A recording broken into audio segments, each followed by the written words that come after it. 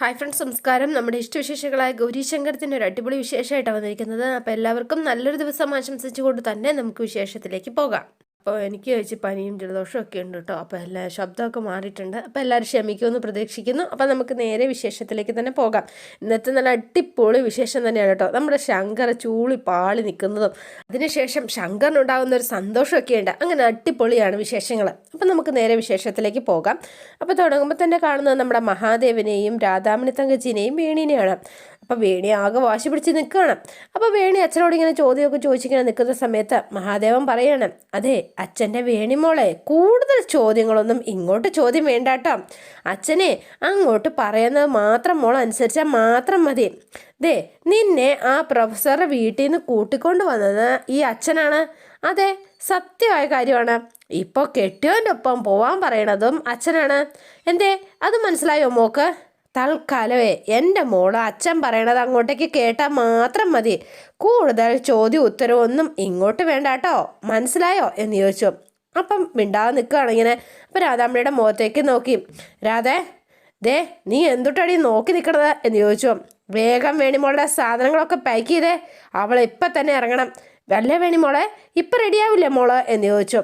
ആ പറഞ്ഞത് കേട്ടില്ലേ, വേഗം സാധനങ്ങളൊക്കെ പാക്ക് ചെയ്യുക എന്ന് പറഞ്ഞു. ആ ശരി എന്ന് പറഞ്ഞ് വേഗം തന്നെ രാധാമണി തങ്കച്ചി പാക്ക് ചെയ്യാൻ തുടങ്ങണം. അതെ വേണി, അച്ഛൻ പറയുന്നത് നീ അനുസരിക്കുക, അല്ലെങ്കിൽ ആകെ പ്രശ്നമാവും. അല്ല ഈ പെണ്ണെന്ന് പറഞ്ഞാൽ ആണുങ്ങൾ എന്തിട്ടാ വിചാരിച്ച് വെച്ചിരിക്കണത്? അവരുടെ ഇഷ്ടത്തിന് അങ്ങോട്ടും ഇങ്ങോട്ടും ഷട്ടിൽ പോലെ തട്ടിക്കളിക്കാനുള്ള പാവകളാണെന്നാണോ വിചാരിച്ചിരിക്കണത്? ഞാൻ പ്രൊഫസറുടെ വീട്ടിലേക്ക് പോകാതിരുന്നാലില്ലേ അച്ഛന് പ്രശ്നമുള്ളൂ. പക്ഷേ ആ വീട്ടിൽ എങ്ങനെ ജീവിക്കണമെന്ന് തീരുമാനിക്കണത് അച്ഛനല്ലല്ലോ, ഈ ഞാനല്ലേ. അതെ സാധനങ്ങളാകുമ്പോൾ പാക്ക് ചെയ്തോട്ടോ, ഞാൻ ഇപ്പം തന്നെ ഫ്രഷ് ആയിട്ട് വരാം എന്ന് പറഞ്ഞുകൊണ്ട് വേണി ആകെ പോയി. വേണി ആകെ കലിപ്പിലാണ്. അപ്പം പിന്നെ കാണുന്നത് നമ്മുടെ ശങ്കറിനെയാണ്. അപ്പം ശങ്കർ ഇങ്ങനെ കുറേ നേരമായിട്ട് വെരുകി നടക്കുന്ന പോലെ അങ്ങോട്ടും ഇങ്ങോട്ടും നടക്കുകയാണ്. അപ്പം ഇത് കണ്ട് അയിത്തം ചോദിച്ചു ഇങ്ങനെ നിൽക്കുക, അല്ല ഇതെന്താണ് സംഭവം? ഇത് കുറേ നേരമായല്ലോ ശങ്കർഭായി ഉലാത്തിൽ തുടങ്ങിയിട്ട്, ഇതെന്താ സംഭവം എന്ന് മനസ്സിലാവുന്നില്ലല്ലോ. എടാ ഇതെന്തോ ഒരു പ്രശ്നമുണ്ടെന്ന് തോന്നുന്നല്ലോ, നമുക്കൊന്ന് ചോദിച്ചാലോ എന്ന് ഇവന്മാരിങ്ങനെ പ്ലാൻ ചെയ്യണം. എന്നാ നീ ചോദിക്കുക എന്ന് അയിത്തനോട് പറഞ്ഞു. അതെ ശങ്കർഭായി എന്തിട്ടാ പ്രശ്നം എന്ന് ചോദിച്ചു. സംഭവം എന്തിട്ടാണെങ്കിലും ശങ്കർഭായി ഞങ്ങളോട് പറയുക, ഞങ്ങൾ പരിഹരിക്കാം, ശങ്കർഭായി പറയുന്നേ എന്ന് പറഞ്ഞു. എടാ അയിത്തേ ജോജോ, എന്താ ഈ ഫ്രണ്ട്ഷിപ്പിനെ കുറിച്ചുള്ള ഒപ്പീനിയൻ, എന്താ നിങ്ങളുടെ അഭിപ്രായം പറ എൻ്റെ പൊന്ന് ശങ്കർഭായി. ഈ ഫ്രണ്ട്ഷിപ്പ് എന്ന് പറഞ്ഞാൽ ഒരു അനന്ത സാഗരാണ്, അതിൻ്റെ അപ്പുറത്തേക്ക് വല്ലതും ഉണ്ടോ? പിന്നെ ഇല്ലാട്ടോ. നമുക്ക് വേണ്ടി ചാകാൻ നടക്കുന്ന നമ്മുടെ ചങ്ക് കൂട്ടുകാരല്ലേ എല്ലാം. ശങ്കർഭായി നമുക്ക് അങ്ങനെയല്ലേ. എടാ വാഷ് ഔട്ട് ടീംസേ, നമ്മുടെ കാര്യം അല്ലട്ടോ പറയണത്, പിന്നെ ഇതാരുടെ കാര്യമാണ് പറയണത്? അതെ ഒരു ഭാര്യയ്ക്കും ഭർത്താവിനും ഫ്രണ്ട്സായിട്ടിരിക്കാൻ പറ്റുമോ എന്നാ ചോദിച്ചത്. പറ്റുമോടാ എന്ന് ചോദിച്ചോ. അയ്യോ അതിപ്പോൾ പറ്റുമോ എന്ന് ചോദിച്ചാൽ ഞങ്ങൾ എന്ത് പറയാനാ ശങ്കർഭായി എന്ന് ചോദിച്ചു. ശങ്കർഭായി അല്ലേ അത് പറയേണ്ടത്, ഞങ്ങൾ വെറും സിഗ്മയല്ലേ എന്ന് ചോദിച്ചു. പിന്നെ എങ്ങനെ പറയാനാ? എടാ അതല്ലടാ, നമ്മുടെ ഗൗരി പറയുക ഞങ്ങൾ ആദ്യം നല്ല ഫ്രണ്ട്സായി നടക്കണം എന്ന്. എനിക്കാണെങ്കിൽ അത് ഒട്ടും അങ്ങോട്ടേക്ക് മനസ്സിലാവണമില്ല. ഭാര്യയും ഭർത്താവും എങ്ങനെയാടാ ഫ്രണ്ട്സ് ആവണത് എനിക്ക് മനസ്സിലാവണില്ല. ഫ്രണ്ട്സ് എന്ന് പറഞ്ഞാൽ വേറൊരു ലെവലല്ലേ, ഭാര്യയും ഭർത്താവും വേറെയല്ലേ. ഇതൊക്കെ എങ്ങനെ കൂട്ടി വായിക്കുമോ എനിക്കൊന്നും മനസ്സിലാവണില്ല കേട്ടോ. ഏട്ടത്തി അമ്മ വലിയ കോളേജിലൊക്കെ പഠിച്ചതല്ലേ ശങ്കർഭായി, ശങ്കർഭായിക്കാണെങ്കിൽ പഠിത്തമില്ല. അപ്പോൾ ഏട്ടത്തി അമ്മ പറയണമെങ്കിൽ എന്തെങ്കിലുമൊക്കെ കാര്യം ഉണ്ടാവുന്നേ. ചിലപ്പോൾ ഏട്ടത്തി മേലെ കോളേജിൽ ചിലപ്പോൾ കുറേ ഫ്രണ്ട്സും കാണും, ഫ്രണ്ട്സൊക്കെ ഉണ്ടാവും. പക്ഷേ എൻ്റെ ഗൗരിക്ക് ആൺപിള്ളേരുമായിട്ടുള്ള ഫ്രണ്ട്ഷിപ്പ് ഉണ്ടാവുമോടാ? കോളേജല്ലേ ശങ്കർഭായി, അതെ അവിടെ ആൺപിള്ളേരും പെൺപിള്ളേരും ഒക്കെ ഫ്രണ്ട്സൊക്കെ ഉണ്ടാവുന്നേ, എല്ലാവരും കാണും. അതെ എത്രയോ കോളേജിൽ കണ്ടിട്ടുണ്ട് ആൺപിള്ളേരും പെൺപിള്ളേരും കൈ ചേർത്ത് പിടിച്ച് കിടക്കണത്, അവർ ഫ്രണ്ട്സാണെന്നാണ് പറയണത്, ബെസ്റ്റ് ഫ്രണ്ട്സ് അങ്ങനെയാണ് പറയണത്. ഈ ബെസ്റ്റേഴ്സിനെ കുറിച്ച് ഒരു വാക്കും ഉണ്ടല്ലോ കേട്ടോ. ഇവിടെ നടക്കാൻ പോകുന്നതിന് കാര്യം തന്നെ ഈ ബെസ്റ്റീസാ. നീ ഇപ്പം എന്തായി പറഞ്ഞു വരുന്നത്? നമ്മുടെ ഏട്ടത്തിയമ്മയ്ക്ക് ഏതോ ഒരുത്തരുമായിട്ട് ഫ്രണ്ട്ഷിപ്പ് ഉണ്ടെന്നാണോ ഈ പറഞ്ഞു പറഞ്ഞത്? അവൾക്കൊരു ബെസ്റ്റീസ് ഉണ്ടെന്നാണോ നീ പറഞ്ഞു വരുന്നത്? അയ്യോ ശങ്കർഭായി, ഞങ്ങൾ ഏട്ടത്തിയമ്മയെക്കുറിച്ച് തെറ്റായിട്ടൊന്നും അല്ലട്ടോ പറഞ്ഞത്, കറക്റ്റായിട്ടാ. ഏട്ടത്തിയമ്മ കോളേജിലൊക്കെ പഠിച്ചതല്ലേ, കോളേജിലൊക്കെ ഇങ്ങനത്തെ ഫ്രണ്ട്ഷിപ്പ് സാധാരണ ശങ്കർഭായി. ഒരു കോളേജിൽ പോവാത്തത് കൊണ്ട് നമുക്കിതൊന്നും മനസ്സിലാവാത്തതാ. ഓ അല്ല, ഇനി ഗൗരിക്ക് വല്ല ബെസ്റ്റ് ഫ്രണ്ട്സ് ഉണ്ടാവുമോ? എനിക്കറിയില്ലല്ലോ. ഷോ, ഇവന്മാരുടെയൊക്കെ കാര്യമില്ലായിരുന്നില്ല. വെറുതെ ഇവന്മാരുടെ അകത്ത് ചെന്ന് ചോദിക്കേണ്ട കാര്യം ഉണ്ടായിരുന്നു എനിക്ക്. വെറുതെ എൻ്റെ മനസ്സമാധാനം ഞാനായിട്ട് തന്നെ ഇല്ലാണ്ടാക്കി എന്ന് ശങ്കർ ഇങ്ങനെ മനസ്സിൽ വിചാരിച്ച് നിൽക്കുക. എന്താ ശങ്കർ ഭായ്? അപ്പോൾ വീണ്ടും ശങ്കറിന് ആലോചനയായി. ഇനി അടുത്ത പണി എന്തെങ്കിലും ഒപ്പിക്കണമല്ലോ. അപ്പം ഇവന്മാർ പണിയൊക്കെ കൊടുത്തിട്ട് ഇങ്ങനെ ഇരിക്കുക. നമ്മുടെ കിടാവിന് ബോയ് ഫ്രണ്ടിന് വല്ലതും കാണുമോ? ബെസ്റ്റ് ഉണ്ടെങ്കിൽ തീർന്നു എന്ന് കൂട്ടിയാൽ മതി. അതൊന്ന് കണ്ടുപിടിക്കാൻ ഇപ്പം ഞാൻ എന്തിട്ടാ ചെയ്യുക? അപ്പം ശങ്കറിന് വീണ്ടും ആലോചനയായി. പിന്നെ നമ്മൾ കാണുന്നത് നമ്മുടെ ശ്യാംസാറിൻ്റെ വീട്ടിലാണ് കേട്ടോ. അപ്പോൾ അതേണ്ട നമ്മുടെ വേണിയും കൂട്ടിക്കൊണ്ട് ആദർശ് എത്തിയിരിക്കുകയാണ്. ആദർശ് ഭയങ്കര ഹാപ്പിയാണ്. അപ്പോൾ നന്ദിനിയമ്മയും മുത്തശ്ശിയും ആരതിയും ശ്യാംസാറും എല്ലാവരും നമ്മുടെ വേണിയെ എതിരേൽക്കാൻ വേണ്ടിയിട്ട് പുറത്തേക്ക് ഇറങ്ങി വന്നിരിക്കുകയാണ്. അപ്പോൾ വേണി വന്നുകൊണ്ട് തന്നെ അകത്തേക്ക് കയറാൻ തുടങ്ങിയപ്പം അയ്യോ ഒരു പരിപാടി ഉണ്ടേ, 1 മിനിറ്റ് എന്ന് പറഞ്ഞു. എന്ത് പറ്റ പരിപാടി? മാറുവേണേ എന്ന് പറഞ്ഞ് അകത്തേക്ക് വേണി കയറാൻ തുടങ്ങിയപ്പോഴത്തേനും അയ്യോ 1 മിനിറ്റ് ചേച്ചി ഇവിടെ നിൽക്കുക എന്ന് പറഞ്ഞ് അവിടെ തള്ളി അവിടെ നിർത്തിയിട്ട് വേണി അകത്തേക്ക് പോയി. അപ്പോൾ മുത്തശ്ശി പറയാണ് മോള് കുറച്ച് ദിവസങ്ങൾക്ക് ശേഷം ഈ വീട്ടിലേക്ക് തിരിച്ചു വരികയല്ലേ, എല്ലാ ദോഷങ്ങളും മാറാനായിട്ട് ആരതി ഒഴിഞ്ഞു വേണം സ്വീകരിക്കാനായിട്ട്. അതെ, ദേ ആരതി തട്ട് റെഡി ആയിട്ടാണ് വെച്ചിരിക്കുന്നത്. ഇതൊക്കെ ഞങ്ങൾ നേരത്തെ സെറ്റ് ചെയ്ത് വെച്ചിരിക്കുകയായിരുന്നു എന്ന് പറഞ്ഞു. അപ്പോൾ ആരതി ഇങ്ങനെ ഒഴിഞ്ഞുകൊണ്ടിരിക്കുകയാണ് കേട്ടോ. ഇത് കണ്ടപ്പോഴത്തേനും വേണിക്ക് ആകെ ദേഷ്യമായി. വേണി ആരതി തട്ട് ഒരൊറ്റ തട്ടങ്ങ് വെച്ച് കൊടുത്തു. അയ്യോ, അപ്പോൾ ആകെ കലി പൂണ്ട് നിൽക്കുക. മോളെ നീ എന്തായി കാണിച്ചത് എന്ന് ചോദിച്ചു.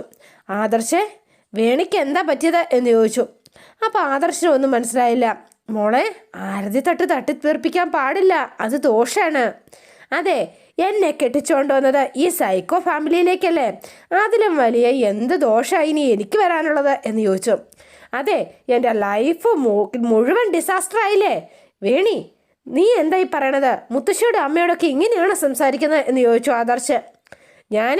ഞാൻ ഇനി ഇവരോടൊക്കെ ഇങ്ങനെ തന്നെ സംസാരിക്കുള്ളൂ. എന്തൊട്ടാ അതിൻ്റെ കാര്യം എന്നറിയാവോ? നിങ്ങളൊക്കെ യഥാർത്ഥ ഫേസേ എനിക്ക് മനസ്സിലായിട്ടോ, അത് തന്നെ കാര്യം എന്ന് പറഞ്ഞു. നിങ്ങളൊക്കെ നല്ല മനുഷ്യരെന്ന് ഞാൻ തെറ്റിദ്ധരിച്ചത് അല്ലട്ടോ. നിങ്ങളൊക്കെ വമ്പൻ കുഴപ്പക്കാരാ. നിങ്ങൾക്കാർക്കും എന്നോട് യാതൊരു സ്നേഹവും ഇല്ല എന്ന് പറഞ്ഞു. സ്വന്തം മോളെ പോലെ എന്നെ സ്നേഹിക്കുന്നേ ഇവിടെ ചിലരൊക്കെ പറഞ്ഞിരുന്നു. അവരുടെയൊക്കെ ഞാനൊരു ചോദ്യം ചോദിക്കാം എന്ന് പറഞ്ഞു. അതെ, സ്വന്തം മോളെ പോലെ എന്നെ കണ്ടിരുന്നെങ്കിലേ നിങ്ങളാരും എന്നെ ഇങ്ങനെ മറന്നു പോവില്ലായിരുന്നു, അതെനിക്ക് ഉറപ്പാ എന്ന് പറഞ്ഞ വേണി ആകെ കൊതികുത്തിലാണ്. ഞാനിവിടെ ഈ വീട്ടിൽ നിന്ന് പോയിട്ട് എത്ര ദിവസമായി? ഒരാളെങ്കിലും എന്നെ ഒന്ന് തിരിഞ്ഞു നോക്കിയോ? ഞാൻ ജീവിച്ചിരിപ്പുണ്ടോ എന്നെങ്കിലും നിങ്ങൾ ആരെങ്കിലും അന്വേഷിച്ചോ? നമ്മുടെ വീട്ടിലൊരു പട്ടീനെ വാങ്ങിച്ചാലേ അതിന് കൊടുക്കുന്ന ഇത്തിരി സ്നേഹമെങ്കിലും നിങ്ങൾ ആരെങ്കിലും എന്നോട് കാണിച്ചോ? ഇല്ലല്ലോ. എനിക്ക് നല്ല വിഷമമുണ്ട്, അതാ ഞാനീ പറയണത്. നിങ്ങളുടെ എല്ലാവരുടെയും മനസ്സിൽ നിങ്ങളുടെ ഗൗരി മാത്രമേ ഉള്ളൂ, അല്ലാതെ ഈ വേണിക്ക് യാതൊരു സ്ഥാനവും ഇല്ല. നിങ്ങൾ നിങ്ങളുടെ ഗൗരിയെ സ്നേഹിക്കുന്നതിൻ്റെ പകുതിയെങ്കിലും എന്നെയെങ്കിലും നിങ്ങൾക്കൊന്ന് സ്നേഹിച്ചൂടെ എന്ന് ചോദിച്ചു. അപ്പോൾ ഇവർക്ക് എല്ലാവർക്കും സങ്കടമായിട്ടോ. ശരിയാണ്, ഇവരുടെ ഭാഗത്ത് എല്ലാവരുടെയും ഭാഗത്ത് തെറ്റുണ്ട്. അത് ഓർത്തപ്പോഴത്തേനും എല്ലാവരും മിണ്ടാതെ ഇങ്ങനെ നിന്ന് കേൾക്കുകയാണ്. അപ്പോൾ വേണി കരയാണോ, എന്താ സങ്കടം പറയുകയാണോ, ദേഷ്യപ്പെടുകയാണോ ഒന്നും അറിയില്ല. ആൾ ഭയങ്കര സങ്കടത്തിലാണ്. സത്യത്തിൽ മനസ്സിൻ്റെ വിഷമാണ് ഈ പറഞ്ഞു തീർക്കുന്നതെന്ന് ഇവർക്ക് എല്ലാവർക്കും അറിയാം. ഇവരെല്ലാവരും മിണ്ടാതെ നിന്നിങ്ങനെ കേൾക്കുക കേട്ടോ. ആർക്കും അത് പറ്റില്ല. ചേച്ചി എന്നാ പറയണത്? വേണു ചേച്ചി ഇങ്ങോട്ട് തിരിച്ചു വരുമെന്ന് പറഞ്ഞിട്ട് ഞങ്ങൾ എത്രമാത്രം സന്തോഷിച്ചു എന്നറിയാവോ? മോളെ പട്ടുവാടക്കാരി, ഞാൻ വന്നപ്പോഴേ നിന്നോട് ഞാൻ പറഞ്ഞു, ഇനി എൻ്റെ മുന്നിൽ നിങ്ങളെ ആ നന്മമരം കളിക്കുന്ന ആ പരിപാടി ഉണ്ടല്ലോ, അത് വേണ്ട കേട്ടോ. അതുകൊണ്ട് വലിയ ഡയലോഗൊന്നും ആരും അടിക്കണ്ട, നീ സൈലൻ്റ് ആയിക്കോട്ടോ എന്ന് പറഞ്ഞു. വേണിമോളെ, ഇങ്ങനെയൊന്നും പറയല്ലേ എന്ന് പറഞ്ഞു. ഞാനൊരു കാര്യം പറയാം എന്ന് പറഞ്ഞു മുത്തശ്ശിയോട്. ഇവിടുന്ന് പോകുന്നതിന് മുമ്പ് മുത്തശ്ശി എനിക്ക് ഒരുപാട് ഇഷ്ടമായിരുന്നു കേട്ടോ. ഇപ്പോൾ എൻ്റെ അത്ര ഇഷ്ടമൊന്നും എൻ്റെ മനസ്സിലില്ല കേട്ടോ. എന്നിട്ടും കശുമാങ്ങത്തള്ളേ എന്നല്ല ഞാൻ മുത്തശ്ശിയെ വിളിച്ചത്, അതാ ഈ വേണിയുടെ ക്വാളിറ്റി എന്ന് പറഞ്ഞു. വേണി, നീ എന്തായി പറയണത് എന്ന് ചോദിച്ചു ആദർശ്. നിങ്ങൾ കിടന്ന ചാടാതെ മനുഷ്യ, ബാക്കിയുള്ളവർക്ക് പറയാനുള്ളതൊന്നും പറയട്ടെ എന്ന് പറഞ്ഞു. എന്തേ, നിങ്ങൾക്ക് ആർക്കും ഒന്നും പറയാനില്ലേ എന്ന് ചോദിച്ചു. അപ്പം ഇവരിങ്ങനെ മിണ്ടാതെ നിൽക്കുക കേട്ടോ. മോളെ വേണി, മോള് കരുതുന്നത് പോലെ ഞങ്ങൾ ആരും നിന്നെ മറന്നതൊന്നും അല്ല. ഓഹോ, അപ്പം മറന്നതല്ല പ്രൊഫസറെ, പിന്നെ എന്താണോ എന്നെ ഓർക്കാതിരുന്നത്? അല്ല, ഞാൻ പോയ വഴിക്ക് അങ്ങോട്ട് പോവുകയാണെങ്കിൽ പോയിക്കോട്ടെ എന്ന് പ്രൊഫസർ വിചാരിച്ചിട്ടുണ്ടാവും അല്ലേ? ഈ സൈക്കോ ഫാമിലിയിൽ പ്രൊഫസറെങ്കിലും കുറച്ച് ഭേദാണെന്നാണ് ഞാൻ കരുതിയത്. അല്ല കേട്ടോ മോളെ നീ പറയണതൊക്കെ ശരിയാ, ഞങ്ങളുടെ ഭാഗത്ത് തെറ്റ് സംഭവിച്ചിട്ടുണ്ട് എന്ന് നന്ദിനിയമ്മ പറയാം. പക്ഷെ മോളെ എന്ന് വിളിച്ചു. അപ്പം വേഗം തന്നെ വേണി പറയാണ്, അതെ നന്ദിനിയമ്മേ, ഒരു കാര്യം പറഞ്ഞേക്കാം, ഈ മോളെ മോളെ എന്നുള്ള വിളിയുണ്ടല്ലോ അതങ്ങ് നിർത്തിക്കോ നന്ദിനിയമ്മേ എന്ന് പറഞ്ഞു. മോളെ എന്നുള്ള സ്നേഹം ഉണ്ടല്ലോ അത് വാക്കിലല്ല വേണ്ടത്, പ്രവൃത്തിയില്ല. നന്ദിനിയമ്മയ്ക്ക് വേണ്ടിയിട്ട് തല്ല് വരെ ഉണ്ടാക്കിയതാ. നന്ദിനിയമ്മ മറന്നിട്ടില്ലല്ലോ. എന്നിട്ട് ആ നന്ദിനിയമ്മ ആ നന്ദി പോലും എന്നെ കാണിച്ചോ? ഇല്ലല്ലോ. എന്നെ ഒരു തവണ, ഒരേ ഒരു തവണ, ഒരു സിംഗിൾ മിസ് കോള് അല്ലെങ്കിൽ പോട്ടെ ഒരു മെസ്സേജ് അതെങ്കിലും അയക്കായിരുന്നില്ലേ നന്ദിനിയമ്മയ്ക്ക് എന്ന് ചോദിച്ചു. അപ്പം നന്ദിനിയമ്മ ആകെ നിൽക്കുകയാണ്. നന്ദിനിയമ്മേ ഇങ്ങോട്ട് നോക്ക് എന്ന് പറഞ്ഞു. ഇല്ലല്ലോ നന്ദിനിയമ്മ അതൊന്നും ചെയ്തില്ലല്ലോ, ഇപ്പം മോളെ മോളെ എന്ന് വിളിച്ച് സ്നേഹിക്കാൻ വന്നിരിക്കണു എന്ന് പറഞ്ഞു.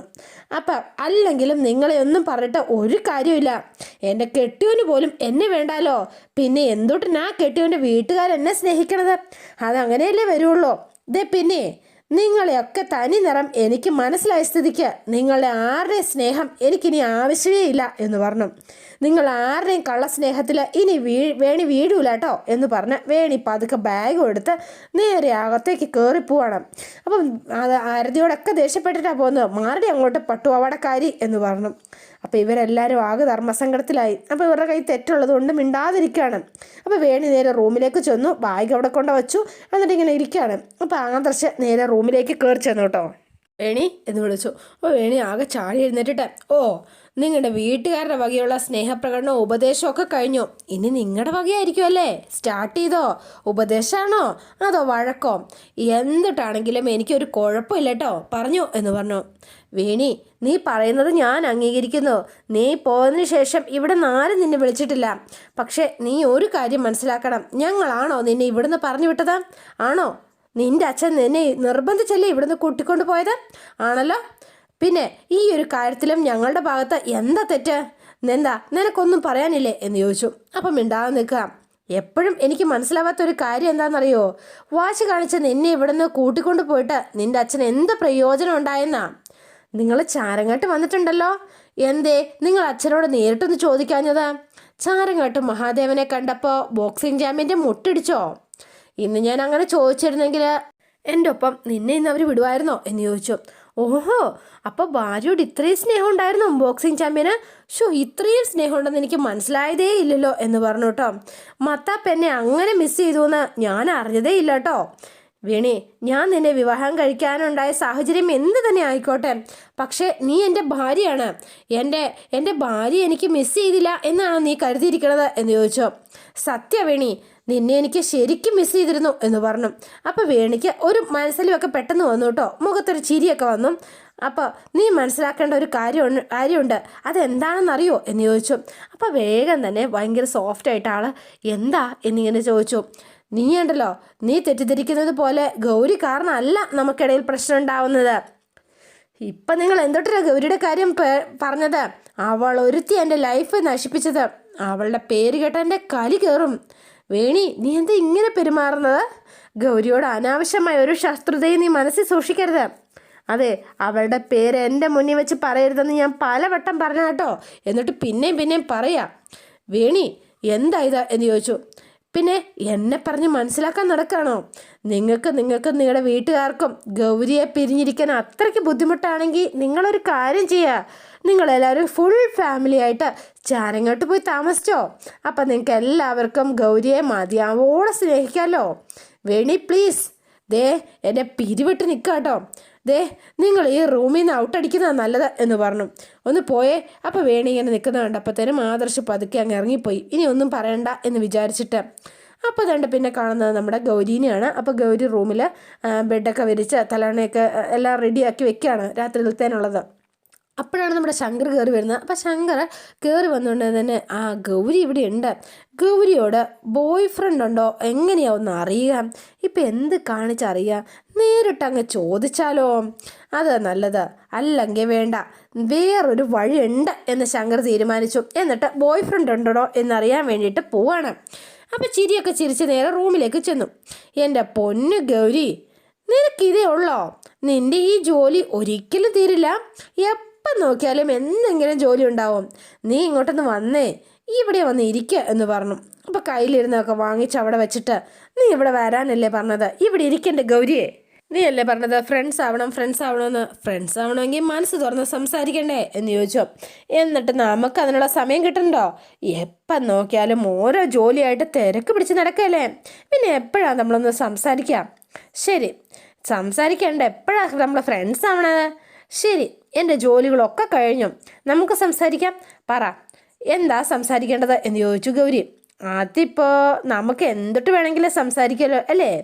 ആ, ഒരു കാര്യം ചെയ്യാം ഗൗരി. ഗൗരി പഠിച്ച കോളേജിനെ പറ്റി നമുക്ക് സംസാരിക്കാം. എന്തു പറയുന്നു? ഞാനൊക്കെ ഈ കോളേജൊക്കെ പുറത്തു നിന്നല്ലേ കണ്ടിട്ടുള്ളൂ, അതുകൊണ്ടാണ് ചോദിക്കണത്. അതെ, റൗണ്ടിലേക്ക് പോകുമ്പോൾ ലെഫ്റ്റിൽ സെൻറ് തോമസ് കാണും, പിന്നെ അപ്പുറത്ത് സെൻറ് മേരീസ് ഉണ്ട്, വിമലുണ്ട്, കേരളവർമ്മയുണ്ട്, അങ്ങനെയൊക്കെ. ഈ പഠിക്കണ ടൈമിലുണ്ടല്ലോ ഗൗരിക്ക് കുറേ ഫ്രണ്ട്സ് ഉണ്ടാവുമല്ലോ അല്ലേ ഗൗരിയെ എന്ന് ചോദിച്ചു. നിങ്ങളെങ്ങനെയായിരുന്നോ? നല്ല അടിപൊളിയായിരുന്നോ? ഞങ്ങളങ്ങനെ അടിച്ചു പൊളിയൊന്നും ഉണ്ടായിരുന്നില്ല, പാവം പിള്ളേരായിരുന്നു. ക്ലാസ് കട്ട് ചെയ്ത് നിങ്ങൾ സിനിമയ്ക്ക് പോകാറുണ്ടായിരുന്നോ? എനിക്ക് അങ്ങനെയൊന്നും ചെയ്യുന്ന ഇഷ്ടമല്ല എന്ന് പറഞ്ഞു ഗൗരി.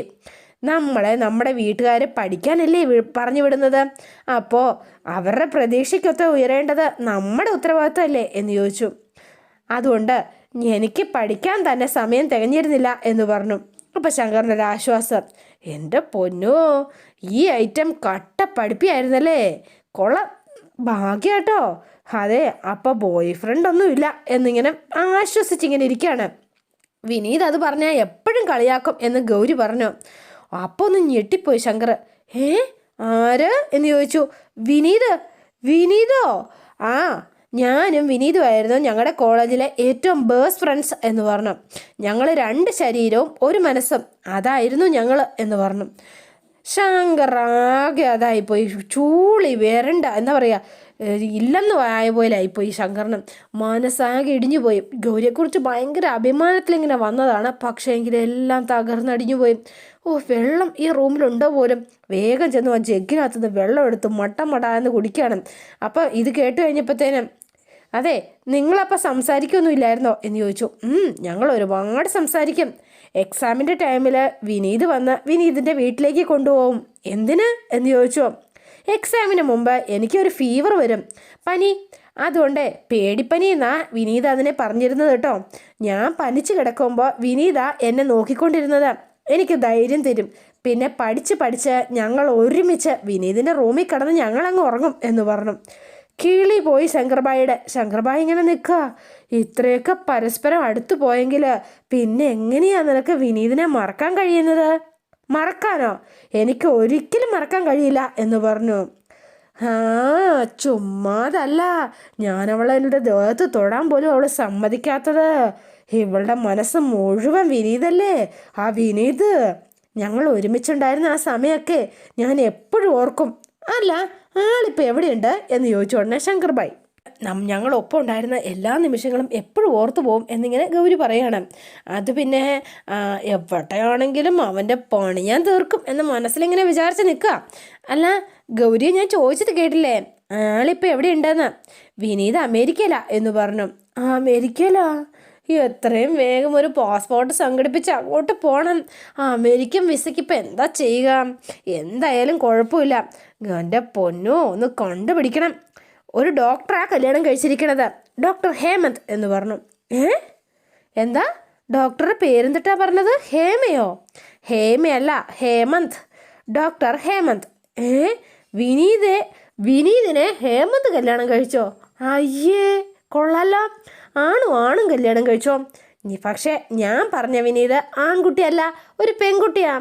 അയ്യേ, വിനീത എന്നാ അവളുടെ ഒരു ഒഫീഷ്യൽ നെയിം.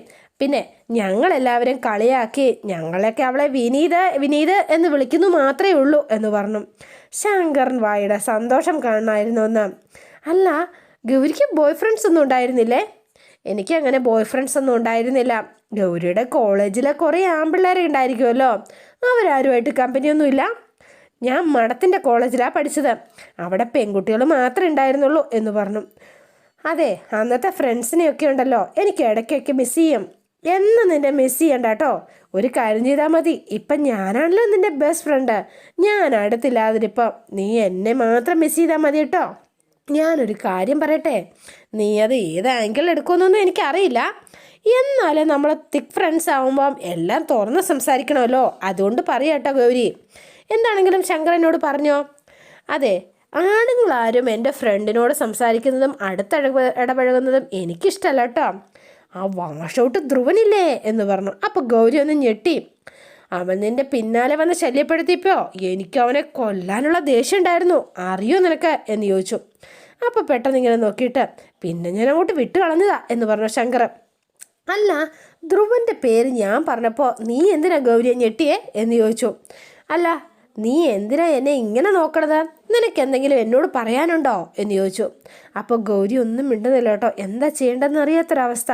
ഗൗരി, പറയാനുണ്ടെങ്കിൽ ഇപ്പം പറയണം കേട്ടോ, നീ എന്നിൽ നിന്ന് എന്തെങ്കിലും വെച്ചിട്ടുണ്ടോ എന്നിങ്ങനെ ശങ്കർ ചോദിക്കുകയാണ്. അപ്പോൾ ഗൗരി ആകെ പെട്ടെന്ന് ആ ധ്രുവൻ്റെ കാര്യം ഇങ്ങനെ ഓർത്തു കേട്ടോ. അപ്പോൾ പറയണോ വേണ്ടോ എന്നിങ്ങനെ ആലോചിച്ച് വന്നപ്പോഴാണ് അച്ഛന് കൊടുത്ത വാക്കിനെ കുറിച്ച് ആലോചിച്ചത്. അങ്ങനെ ഗൗരി ഇങ്ങനെ സ്റ്റക്കായിട്ട് നിൽക്കുന്നതോടെയാണ് ഇന്നത്തെ വിശേഷം അവസാനിക്കുന്നത്. ഇനി നാളത്തെ വിശേഷം ഇതിലും ഗംഭീരമാണ്. അപ്പോൾ എല്ലാവരും വെയിറ്റ് ചെയ്യുക. നിങ്ങൾക്ക് ഇഷ്ടപ്പെട്ടുവെങ്കിൽ ലൈക്ക് ചെയ്യുക, ഷെയർ ചെയ്യുക. തൊട്ടടുത്ത് ആ ബെൽ ബട്ടൺ കൂടെ ഒന്ന് ഞെക്കുകയാണെങ്കിൽ ഞാൻ ഇടുമ്പോൾ തന്നെ നോട്ടിഫിക്കേഷൻ ലഭിക്കുന്നതായിരിക്കും. പുതുപുത്തൻ വിശേഷമായിട്ട് എത്താം. Bye and see you again.